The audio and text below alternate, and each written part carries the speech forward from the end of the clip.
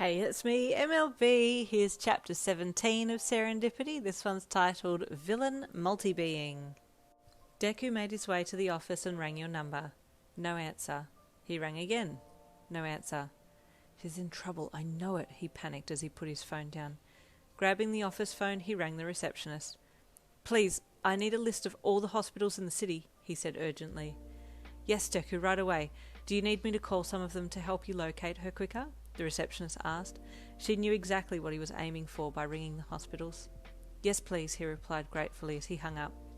She said family emergency. If there's no one in the hospital under Lynn, then I'll locate her mum. Failing that, I'll call in reinforcements. Just then the receptionist rang back. Deku, I'll be in a second with the list, she said. But in the meantime, would you like me to try calling the Lynn residents? We're on the same wavelength, he said as he smiled lightly at her. Yes, please. And if you get through to anyone, please notify me. I want to talk to them. The receptionist nodded and scurried out of the room. Deku's fingers worked lightly, calling hospital after hospital, but no one had been brought in under the Lin name. Suddenly the receptionist appeared. Deku, line 2, it's Yin's mother. Deku made a hurried apology to the hospital clerk that he had just rung and hung up, quickly pressing the answer call button on line 2. Hello, Mrs. Lin? This is Hiro Deku. I've been unable to be in contact with your daughter today. She told me the receptionist here had said that there'd been a family emergency. Your mum greeted Deku kindly. Oh, I've been wanting to give you my congratulations and thank you for choosing my daughter. And I know now is obviously the wrong time, but it just wouldn't be right to ignore such a... Miss Lin, I am so sorry, but I have concerns for Yin. Is everything okay? Deku asked, desperately trying to hide his rising panic. Yes, Deku, there's no family emergency. I'm sorry I can't help you there. Deku's heart sank. Now what? Is my daughter okay? Your mum suddenly asked, realising that something was wrong. Miss Lin, please don't worry. I will find her immediately, Deku said as he placed his fist firmly on the desk. She means the world to me, he added as anger flicked in his eyes. I will bring her back. You made your way quickly to the address on the paper, confused, tired, and upset from last night's interaction with Deku.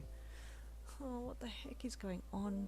Why all of a sudden these catastrophes? You found the address, and it was an apartment block.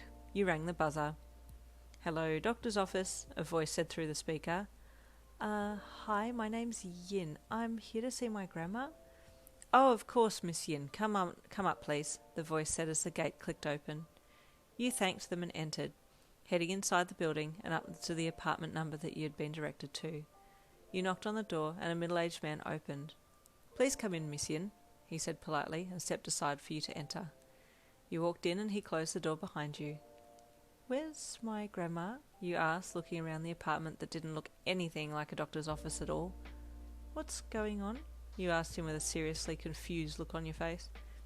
Please take a seat, Yin. She'll be out shortly, the man said, ignoring your questions.